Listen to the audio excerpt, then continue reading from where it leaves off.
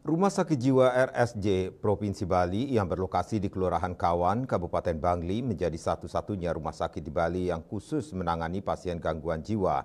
Dalam beberapa tahun terakhir, rumah sakit yang berdiri sejak tahun 1929 itu merawat rata-rata seribuan pasien tiap tahunnya.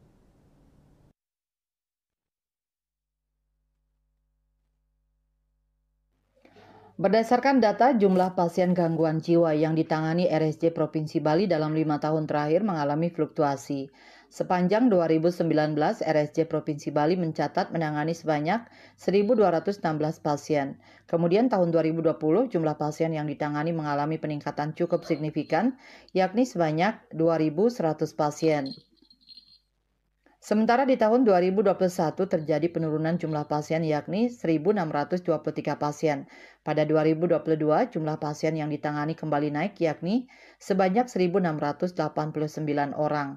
Sedangkan sepanjang 2023 tercatat jumlah pasien yang ditangani sebanyak 1.981 orang. Direktur RSJ Provinsi Bali Dr. Niwayan Murdani mengatakan faktor-faktor pemicu gangguan jiwa beragam. Salah satunya stresor dalam kehidupan serta lingkungan. Selain itu, ada juga yang dipicu karena pengaruh nafsa.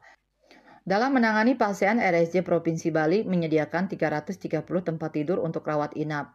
Tingkat keterisiannya rata-rata 68-70%. Pasien yang menjalani rawat jalan di RSJ Provinsi Bali didominasi lansia. Menurut Murdani, sebagian masyarakat masih menyepelekan masalah ataupun penyakit kejiwaan dan menganggap kesehatan mental tidak seserius penyakit fisik.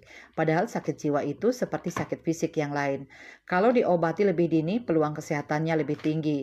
Di sisi lain, masih adanya stigma buruk di masyarakat terhadap penderita gangguan jiwa, terkadang membuat seseorang enggan berobat maupun membawa keluarganya yang mengalami masalah atau penyakit kejiwaan berobat ke dokter jiwa. Stigma itu sebenarnya patut dikurangi perlahan sehingga orang dengan masalah kejiwaan mau berobat lebih dini. Dayu Swasrina, Bali Post melaporkan.